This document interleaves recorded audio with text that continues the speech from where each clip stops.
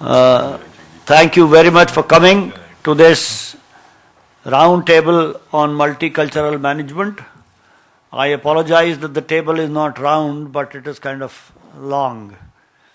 Uh, the genesis of this round table actually goes back to a project that Professor Eric Godelier and I have been involved in for the last almost 7 years, with French students coming to India and going to Japan, and Indian and Japanese students going to France, and working on actual real life projects in factories and plants in India. It was that experience that in a way encouraged us to organize this round table. My name is Jagdeep Chokar. I used to be a professor at the Indian Institute of Management at Ahmedabad for quite a while, for 22 years. I have been now retired for the last 7 years. The reason I am here is that I have worked on a multicultural research project spanning about 62 countries. I was part of a team of about 162 researchers across the world. So that brought me into the field of cross-cultural or multicultural management. I continue to work in that area as a researcher even now. And I will leave the rest to my colleague, Professor Eric Godelier, who is from the École Polytechnique, which I am sure all the French folks here know what it is. It is the oldest and the most outstanding engineering school in France. It also has a very strong department of management. Professor Godelier heads, he is the Dean of the Social Sciences Department and Faculty. So, Eric. Thank you, Jagdeep. So it's a real pleasure. And I would like to thank all the panelists to take time to come to Delhi and to discuss about the complexity of relationship with French or Indians from the opposite way. As Professor Chokar just told you, the idea was to try in this previous program, and I gave you a book which, the announce of a release of a book which summarizes this 5 years program. The idea is launched at the beginning of this program was to try to understand the multicultural management issues, not from, let's say, a consultant point of view, or what I could say, a kind of ready-to-made psychological or sociological approach of Indian values versus French values. And from this point of view, to move on a more anthropological approach of this kind of issue, which means to work on actual practices, to work on technology transfer, to work on, management model exchange between France and other countries. And the idea was to use a very famous methodology named action research, which means to send students or researchers on the field and have them work on actual managerial issues designed by companies. We sent in 5 years almost 80 students from various nationalities. And it was very interesting because they were working on topics, on complex topics, but also they were living in a team with a French from HEC, the best business school in France, Polytechnique, as Jagdeep mentioned a few minutes ago, and a student from IIM or Keio Business School in Tokyo. And by living together, they learn how to work together.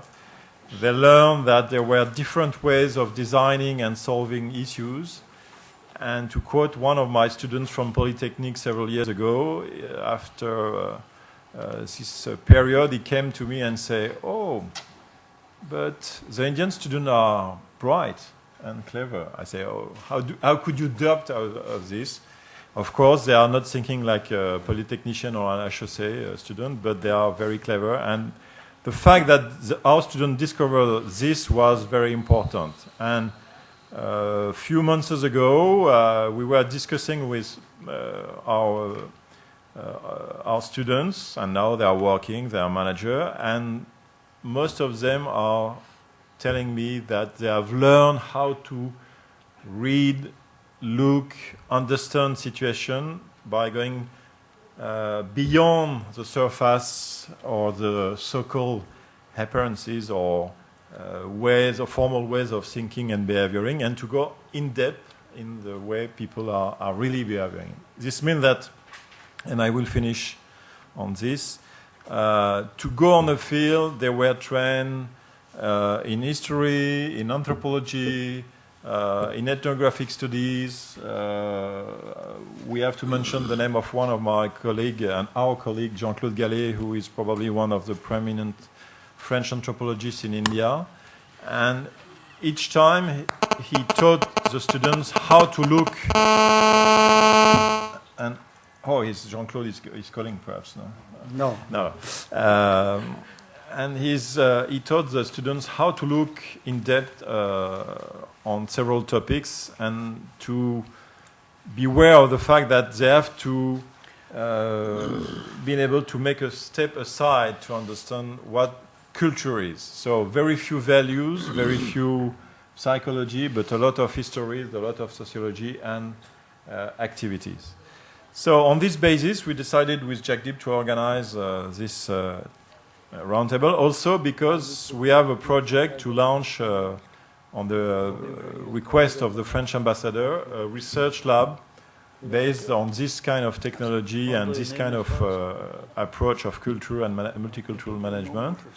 And this lab will be settled in the IIM of Ahmedabad, and the idea is to gather private company from India and French to use or to design rigorous concepts, not just for fun, but also to help the manager from both countries to be more efficient in their settling and investment in India or in France. So perhaps what we could do is to let the panelists introduce themselves before starting the discussion. As you could see, we are a minority, French, which is a good thing. Well, the minority amongst the panelists is made up by the majority amongst the participants. So.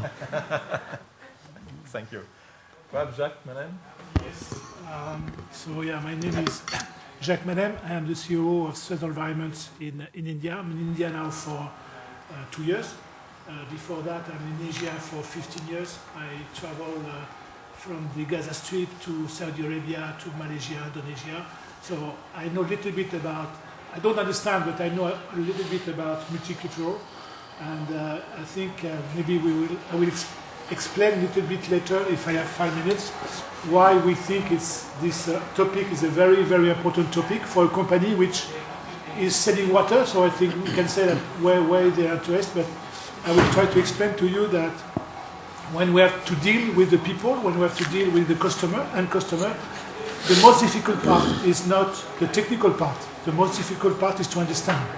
And I will give you 1 or 2 examples later showing that it's extremely important for us to better understand our customer and in this approach of multicultural, because every country is different. So I think it's why I'm here. I'm very pleased to be part of this. I'm not an expert at all, so I'm more a user of this research and user of this conclusion, but I'm very, very happy to be here. Professor Sahai is the Dean External Affairs and Alumni Affairs of the Indian Institute of Management, Ahmedabad. I request him to introduce himself. Hi, my name is Arvind Sahai. I'm a professor of marketing and international business at Indian Institute of Management, Ahmedabad. I've been there for the last 9 years. I was wondering why Jagdeep Chopra had invited me on this panel. So then I figured I must have some multicultural experience. So let me share what my multicultural experience is. The first part is that I got my PhD from the University of Texas lived in the States for about 4 years, and I've been visiting there off and on for the last 10, 12 years. Then I worked in the UK for 8 years as a professor in London Business School. So I have a fair bit of work experience in Europe and the continent and in the UK. And the third part is that part of my research portfolio comes from celebrity endorsements. And celebrity endorsements work very differently in India versus outside India. So one of the things that I investigate is, why is it that it's so different? And of course, nuances of culture come into the whole process of celebrity endorsements, both from the side of the choice of the celebrity endorser, as well as from the perspective of how people react to celebrity endorsements. So I guess I'll be coming at this issue of multicultural management from these perspectives. The last one is that I now hold the portfolio of Dean of External Relations. And as part of my portfolio, I look after the exchange program, the student exchange program and the faculty exchange program between IIM Ahmedabad and schools around the world. So I interact with students from around the world. We get around 80 students from around the world every year on campus, out of which a significant contingent, about a quarter, is from France. So I have had some experience in interacting with these students, and maybe I can add some value there. Thanks. Dr. Ajit Ranade is an eminent economist. He is the chief economist with the Aditya Birla Group. You might have, at least those from India, seen him on television in a variety of roles, commenting on the economic situation in the country and also being an expert on one of the more well-known reality shows called Kaun Banega Crorepati. So Ajit will introduce himself. Thank you, Jagdeep, and thank you, Professor Godelia. I'm really happy and honored to be invited to this roundtable. As Jagdeep said, I'm an economist with the Aditya Birla Group. It's a group of companies. It's an Indian, what we call Indian multinational conglomerate. As a multinational, we are present in several countries, more than 25 countries. In many of them actually with manufacturing operations, not merely as marketing offices or trading offices. I've been with this company for about almost 10 years. And in the previous 10 years, I spent mostly in academia. So I've had, for the last 20 years, half of my career has been in academia and research, and the later half has been in the corporate sector. By training, I'm actually an engineer, but in fact, I got a management degree from the same institute where Professor Sai is a professor. In fact, he himself is an alumnus of IIM. And then I did my PhD in economics from the US. On this topic of multicultural management, I'll try and share some thoughts, partly from experience and partly some sort of learnings. Thank you for inviting me. Professor Ambuj Sagar is the Dean International Programs and International Affairs of the Indian Institute of Technology here in Delhi. I'll let him introduce himself. Thank you very much. Thank you, Jagdeep and Eric, for inviting me here. I have to say that when Eric first asked me to talk on this, be part of this roundtable, I told him that I really don't do. I'm not a management person at all. I'm a professor of policy studies. But I suppose in some sense I do look at some of these questions possibly from a different perspective. And so I think I'll hold off until later on saying what I'm going to say, but I think I'll just want to give a heads up that I think my focus is going to be using multicultural is just one aspect of diversity. And I think the question is, how do you manage diversity? And I think once you pose it like that, you can actually take lessons from a lot of other areas, including kind of thinking about international programs at a place like IIT, or innovation or sustainable development, which are the other areas on which I focus. So I'll come back to that later. Thank you. So thank you, all of you.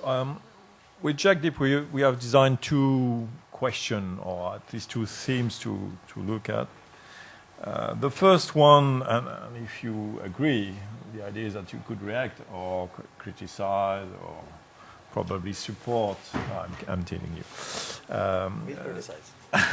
No, Ambush, I know you will criticize. Yeah. These two topics. The first one is clearly on the fact that we have to find a way of looking, trying to understand this area named multicultural management. But in the same time, we have to avoid what is very often sold as a quick answer or quick answers by some private company or individuals who are promoting themselves as experts because they have been living abroad and saying that they are able to give quick and simple solution. And to move from this to, let's say, a frame which will use more history, more practices, more actual technological issues. And we would be very happy if you have something to say or to, let's say, suggest in order to get into this direction, which is to use history and practices in your job or in your experience looking on other jobs or other activities. Perhaps, Professor? Professor Sai, would you like to start off with the... Okay. Thank you. We say Bali ka bakra. Thank you. So,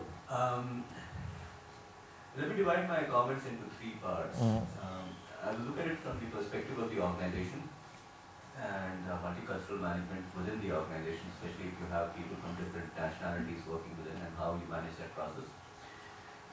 The second is from the perspective of social relationships. And I'll bring in some experiences of mine of living for about 14 years outside India.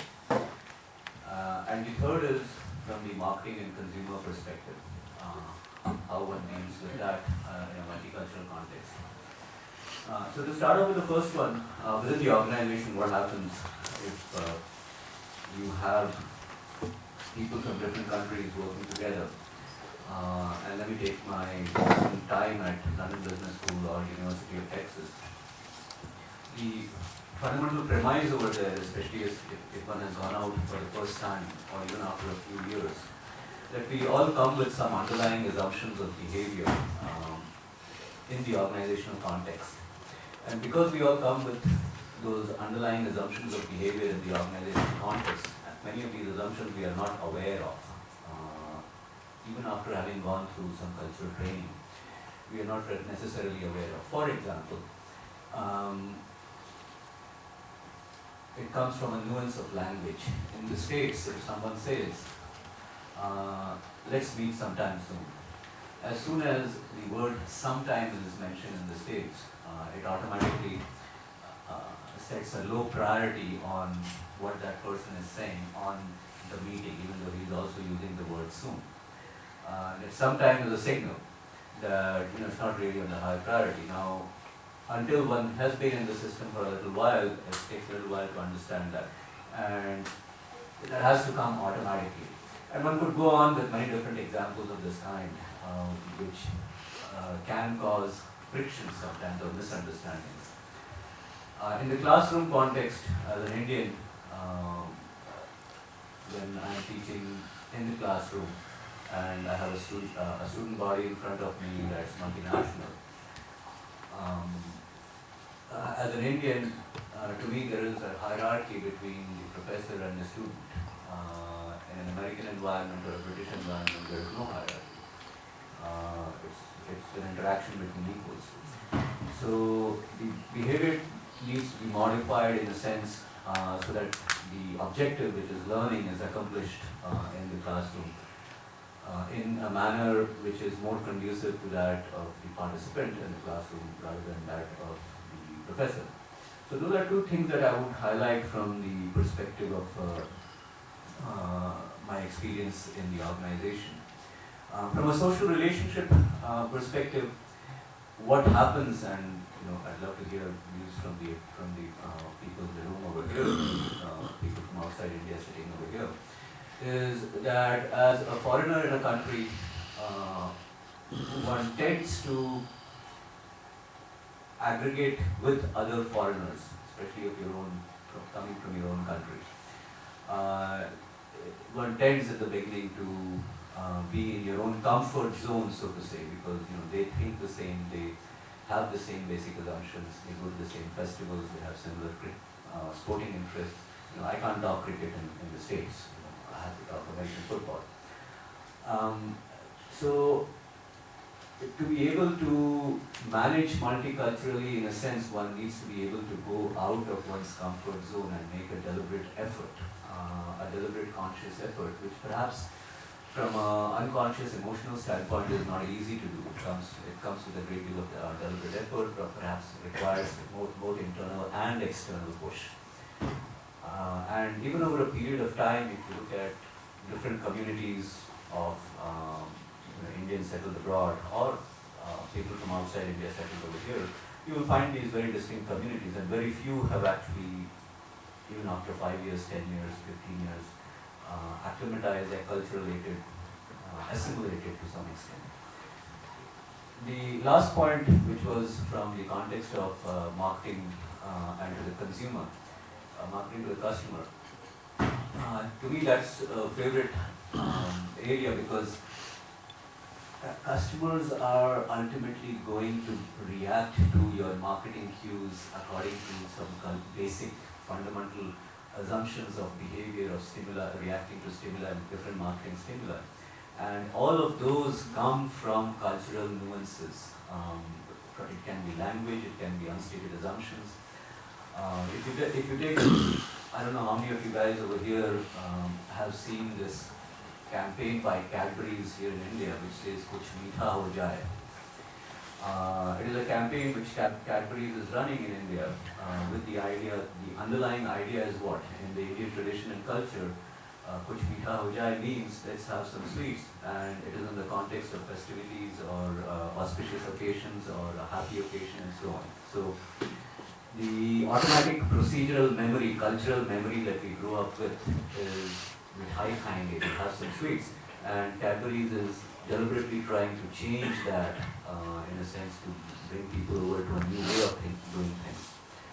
Now, doing that in India takes a little bit of a different tack. If one were to try to change Americans from start having beef or steak, the approach is much more direct over there. Here the approach is a little more direct. Of course, there are health nuances over there.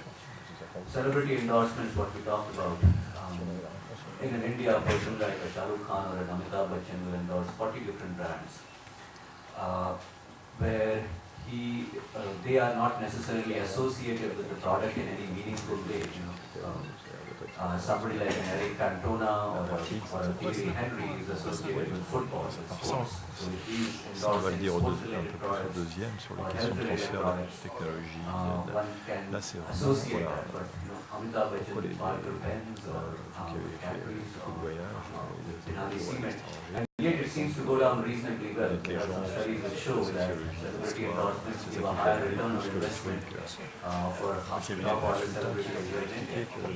And the reason for that perhaps is cultural, is our see that. So I'll just stop over there and hand it over to Matthew. Thank you, Arvind. Could I now request Dr. Jacques Menem to share his views? Thank you very much.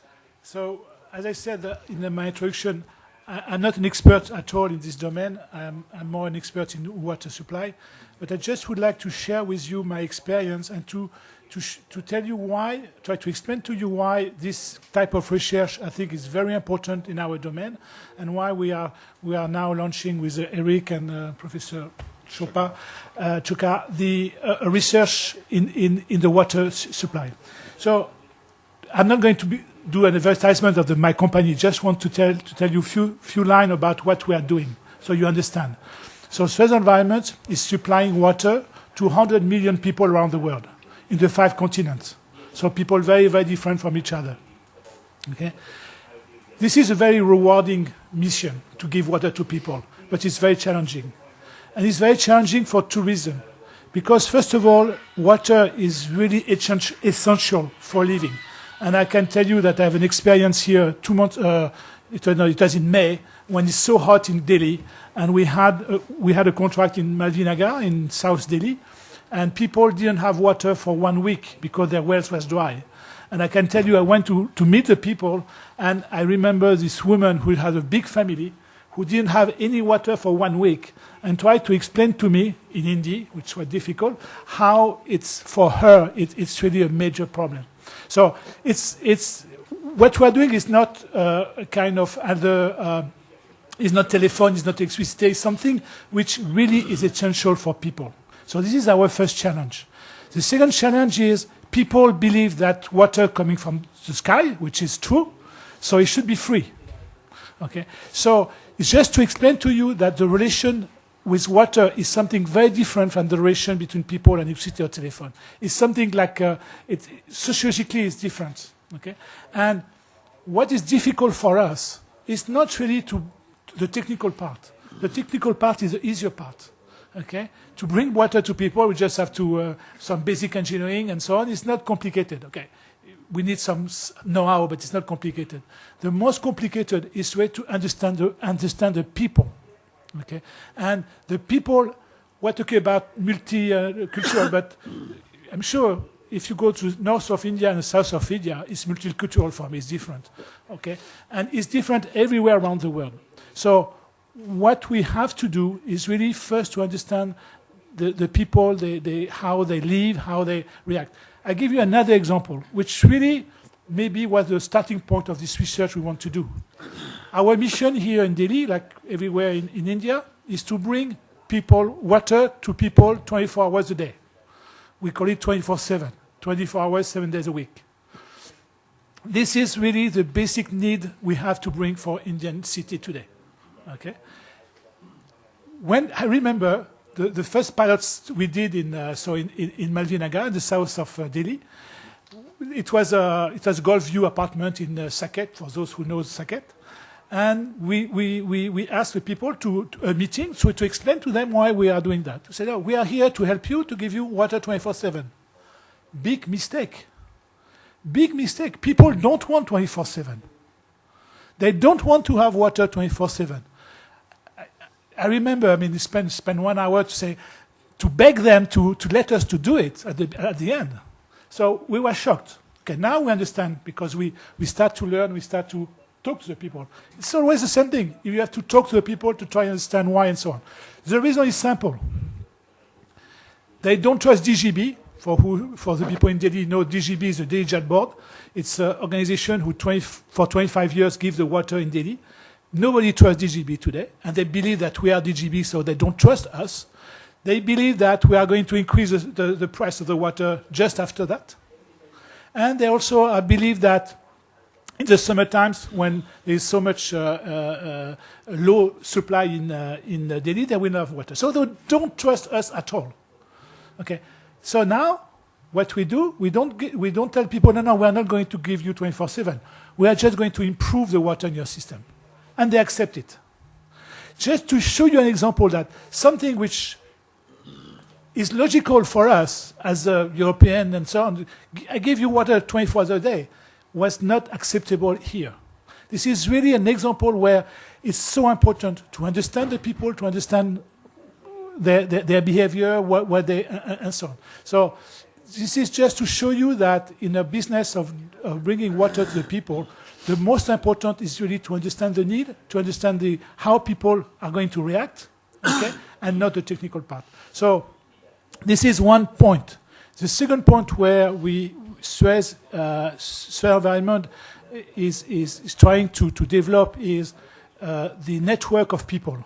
Okay. As I said, we have business in 5 continents, and we are creating network of technicians, for example. Okay, and it's also very important to us because for this network to work between the French, Chinese, Indian, Japanese, and South American, we have to be sure that these people, when they talk to each other, they understand each other.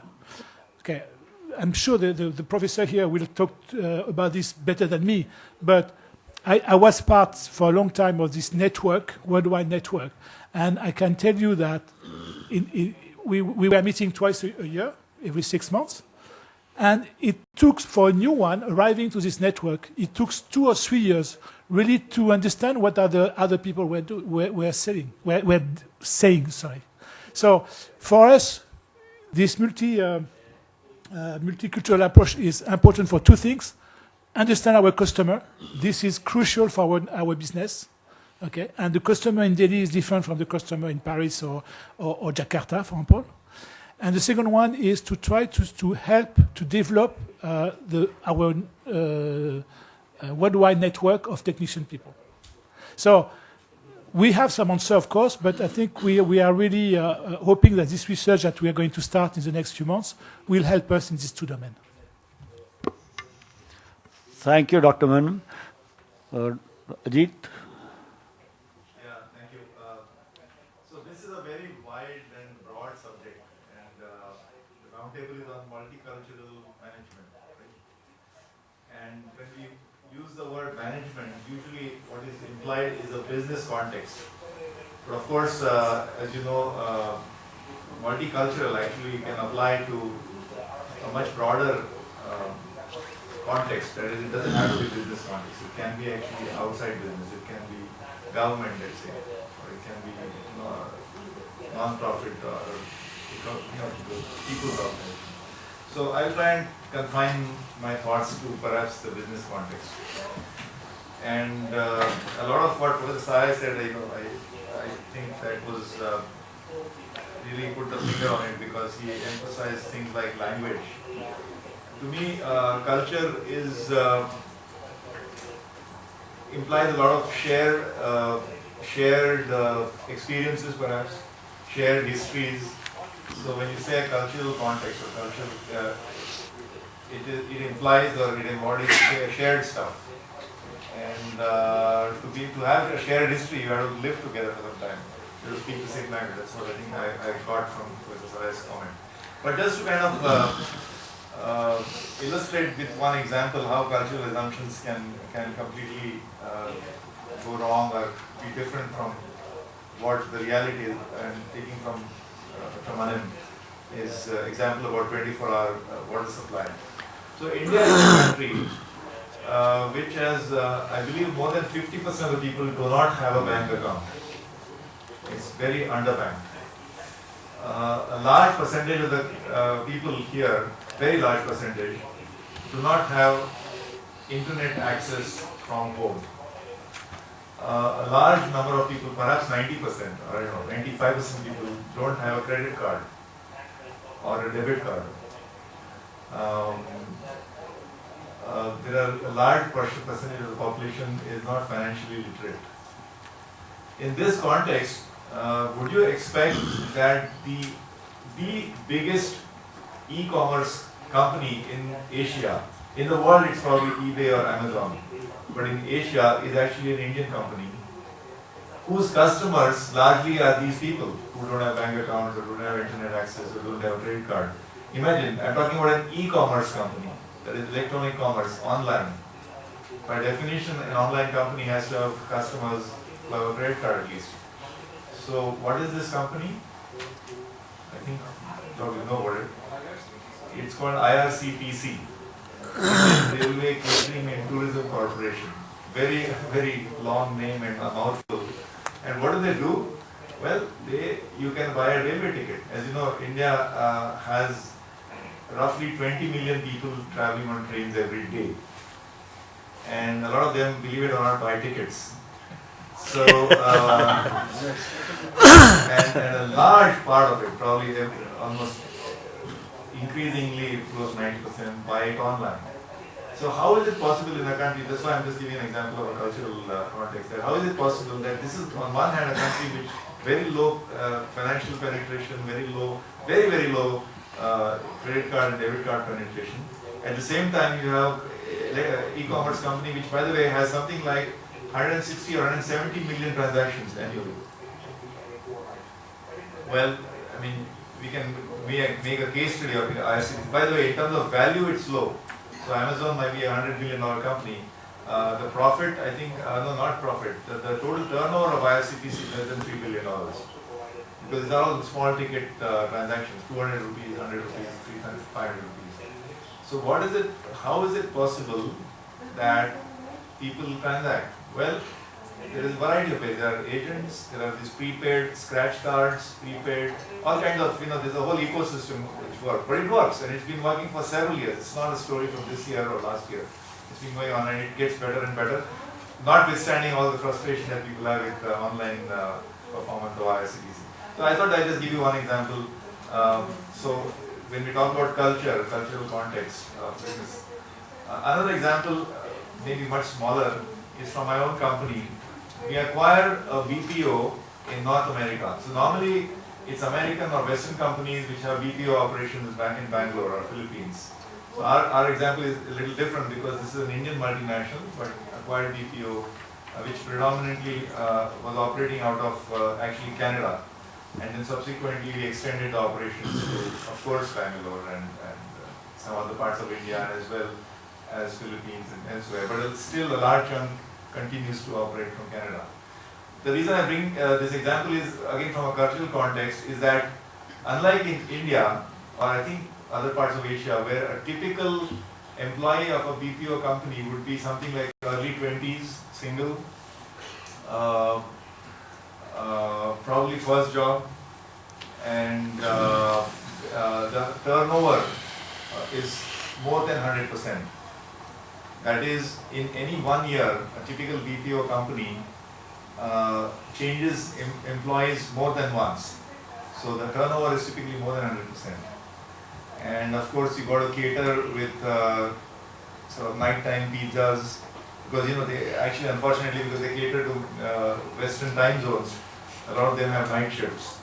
I just want to say that actually in this panel, we're talking about cultural management. I don't, not a single woman on the panel, and predominantly academics, professors on the left, professors on the right. But anyway, so this is the typical story of a BPO in the Indian or Asian context. By contrast, the Canadian BPO, and it's doing well by the way, even though it's not an easy business, are typically 35 plus age group, tend to be more women, I think, and this is for them a stable income, very stable employees, no turnover, and no night shift pizzas, of course, because they're in the time zone. And so the kind of cultural context you need to bring to managing that operation is very different from what you would bring to an operation based out of India or Bangalore.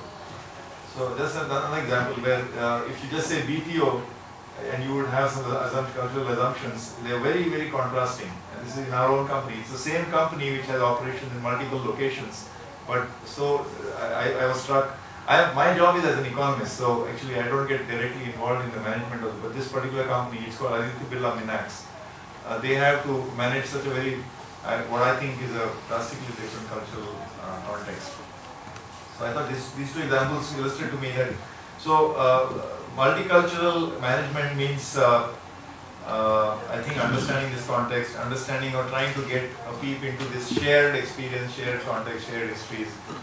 But as an economist, I like to believe that fundamentally people are the same. So when we say multicultural, actually it doesn't mean multinational. Multicultural can mean multicultural even within India. I mean, South Indians are very different from North Indians. In South India, I think typically, and now I'm sticking my neck out dangerously here, but typically when people come to work, they've already had their lunch.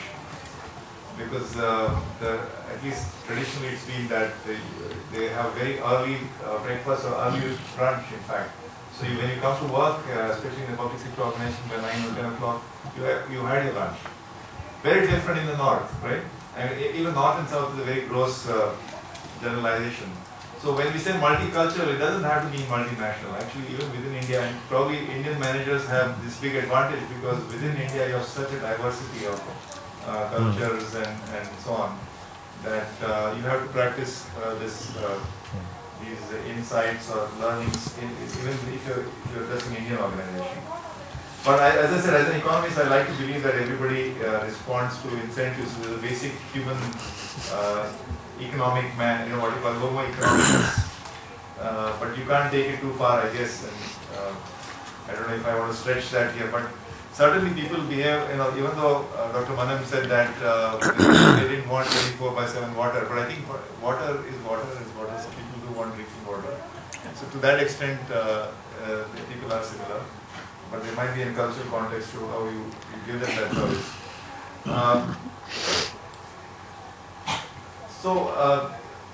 In my mind, therefore, this is basically actually, as an economist, I think understanding incentives and therefore structuring organizations or protocols or practices or structures, workflows around that. And even then, you still have to answer the following questions. How, for example, what assumptions do you make about people?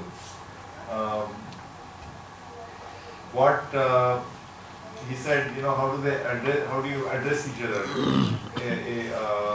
In the same organization in Bombay, I can be addressed as Dr. Anande or Ajit or something else.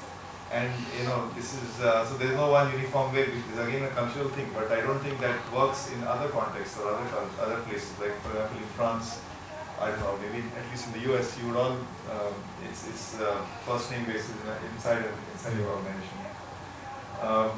It's also about stereotypes, I think, that the whole thing about cultural management is about getting rid of stereotypes. And that's why I gave the example of, at least two examples which seem to be very counterintuitive.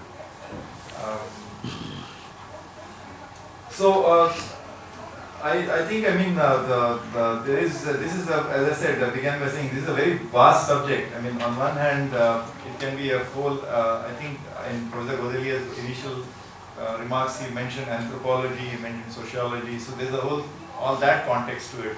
But in the business context, just confining oneself to just business context also, there are variations. I work in a company which operates in, as I said, more than 25 countries, and there is constant learning on what works and what doesn't work. So I gave you the example of BPO. Another example we have in our company is what is called spinning operations.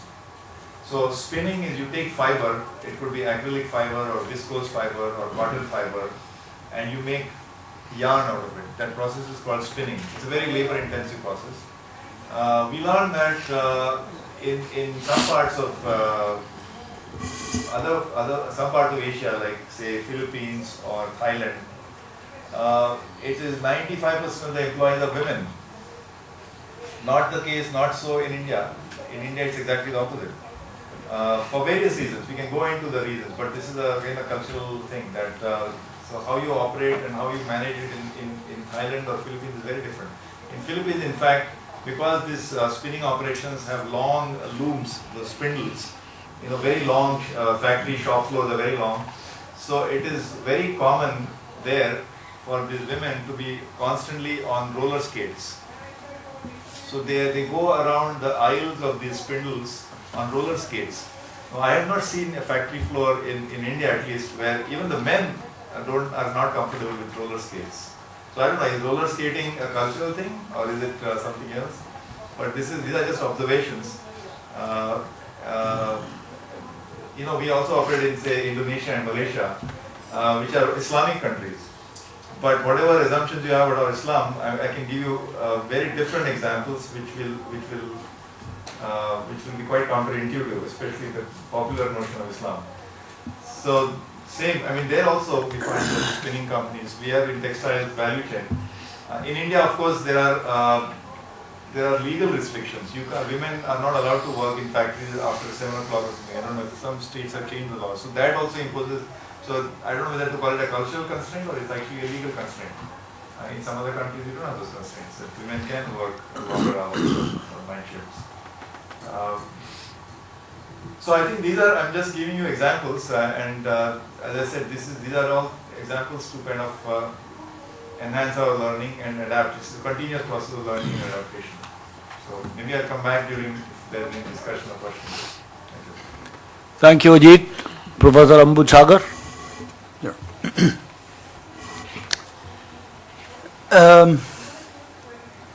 So I think I'm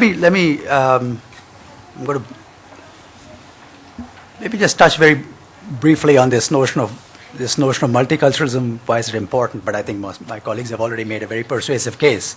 So I don't want to spend too much time on that, other than just, I think, re-emphasize this notion of having to think about multiculturalism in today's world. I'm actually going to take a couple of examples from area outside business to help us understand at least why this is an issue that's important, or these notions are important, not just in the world of business, but many others. So my research is actually on issues such as sustainable development and innovation and technology transfer. Very different areas from the conversations we're having right now. But the one thing that you really learn in this area, the heart of these areas, is that context really matters. When you're talking about innovation, people talk about actually the same words: actors, networks, institutions. And institutions, in the term that's used by an economist called Douglas North, which in some sense is what he would call the rules of the game, right? Institutions are culture, social norms, and so on. And the point is that if you're thinking about organizing for innovation, you have to make sure that you understand that local context.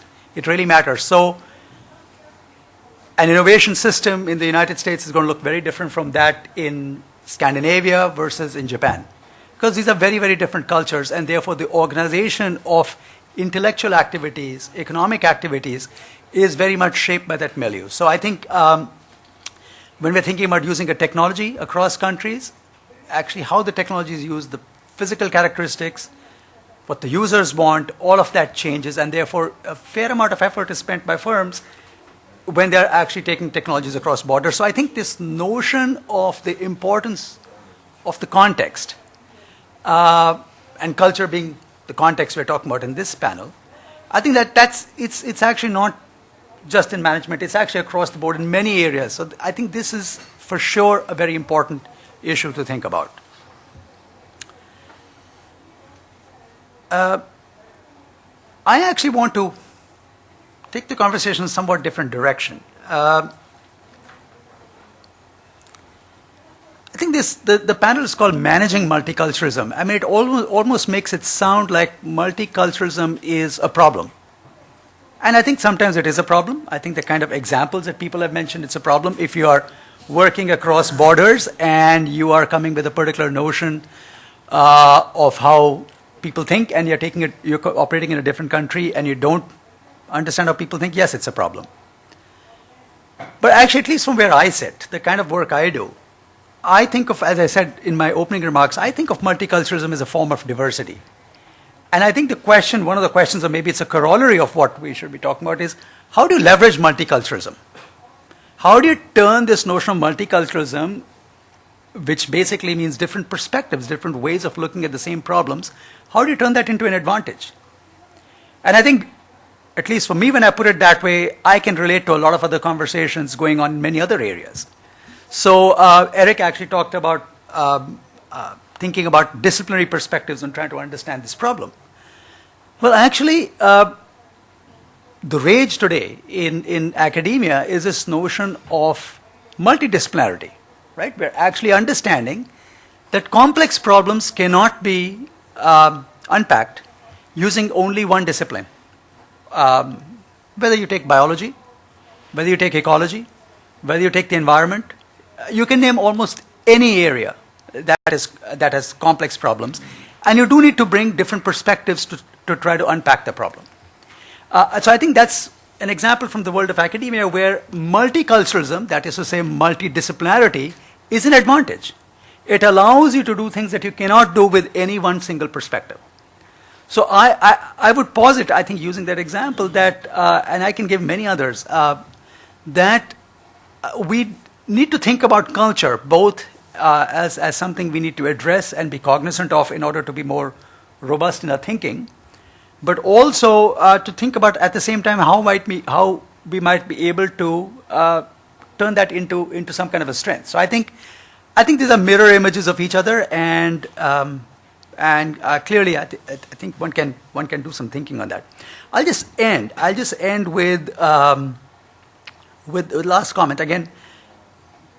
Again, in the areas in which I work, and I think this is important to understand how you leverage or manage multiculturalism.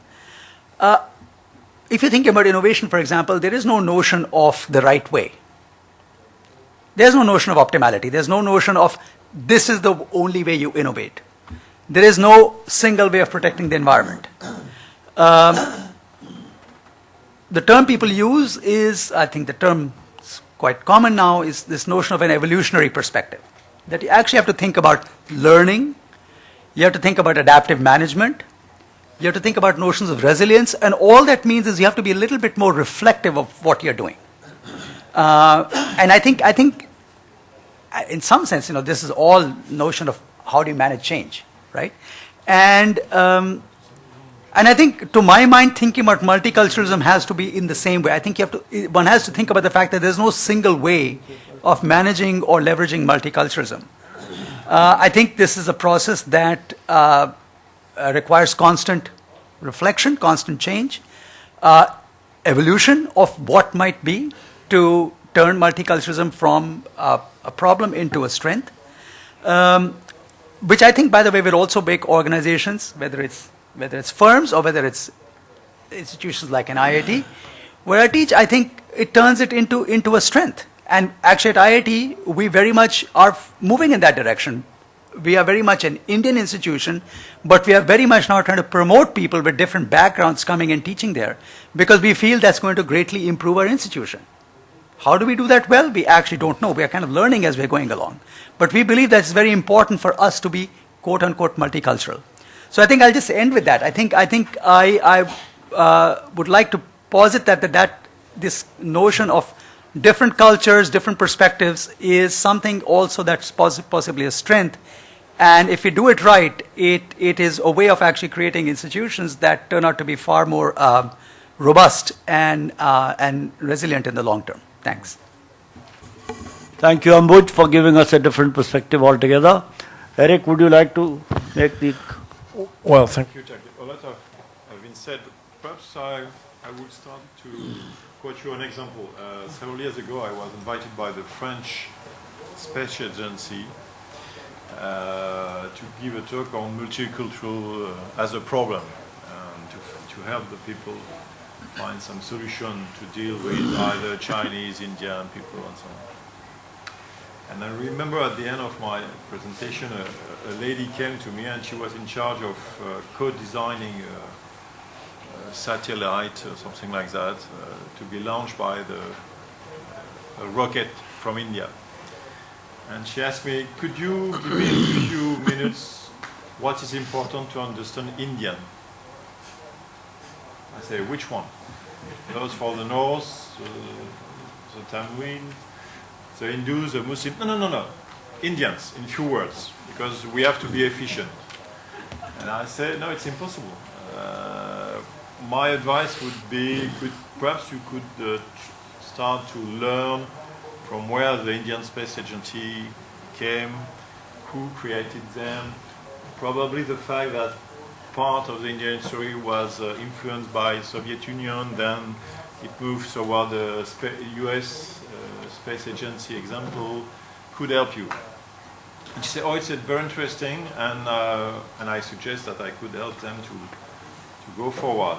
She told me, okay, I will come back to you. I have to ask my supervisor and my top manager if it is interesting. And I said it could be free. I won't charge you. And after 2 weeks, she came back and said, history is very interesting, but really we need a short list of items to understand Indians. So, and I could give you more examples from private companies or in France or elsewhere. So, what I used to say and to use as a trick for my students and also for top management is to change the word national culture to other kind of culture.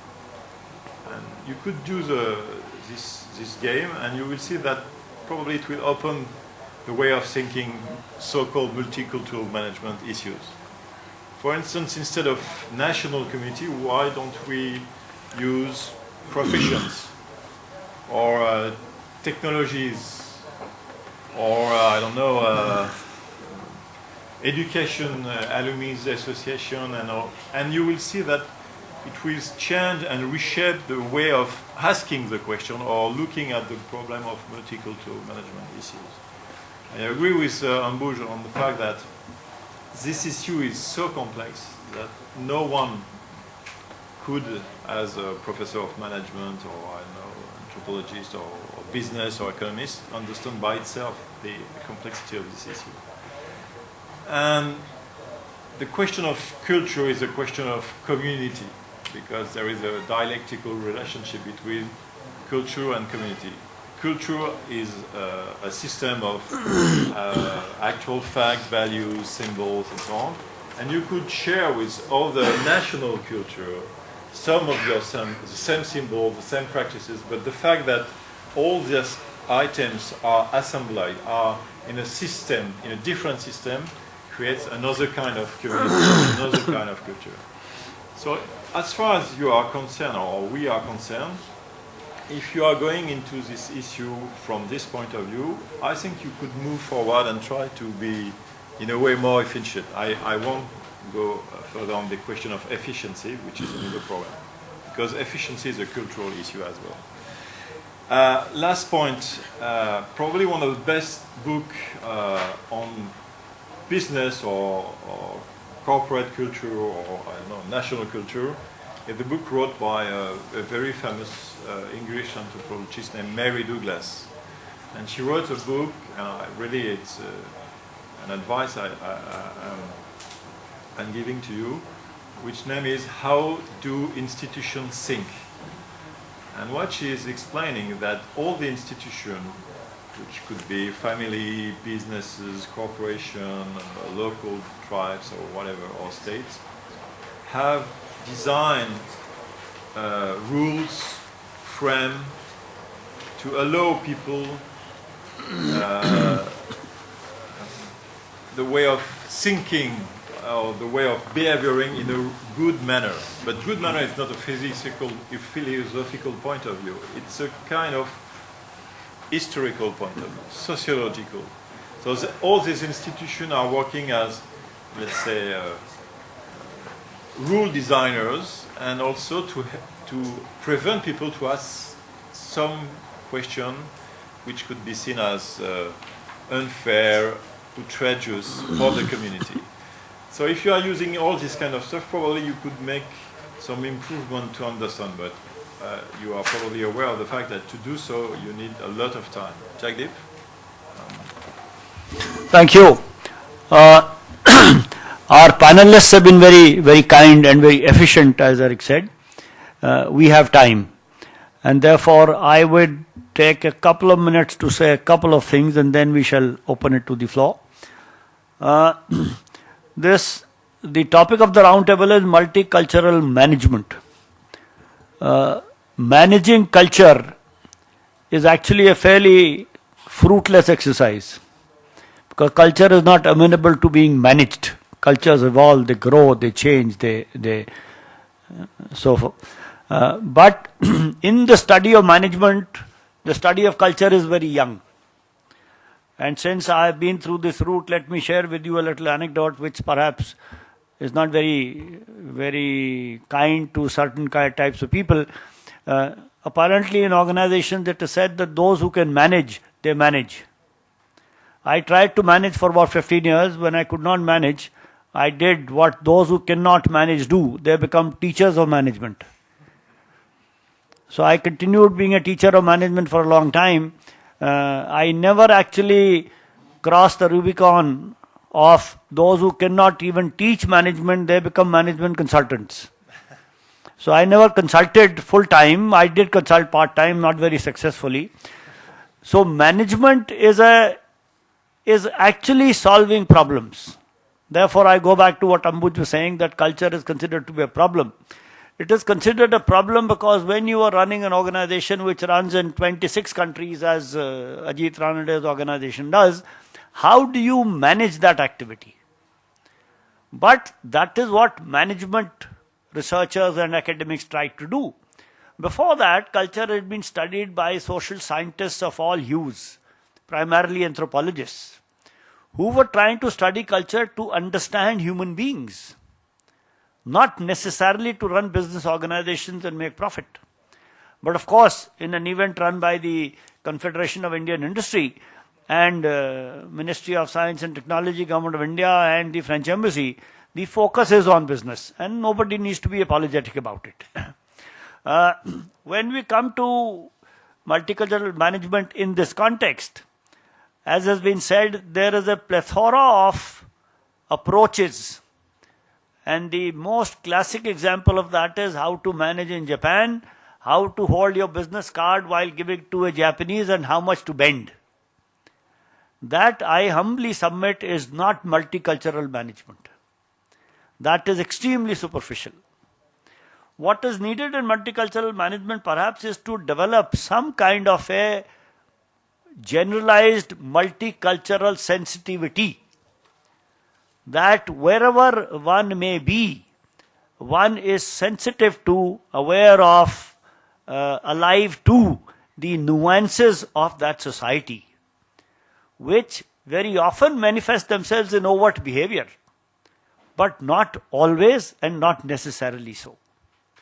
Now, this kind of a globalized multicultural sensitivity is A, very difficult to define, B, even if you sort of make a working definition of it, extremely difficult to operationalize, and even further difficult to teach people. I've been in the business of trying to teach multicultural management for quite a while, but it is challenging and frustrating both. Perhaps the only way or the most appropriate way is to put people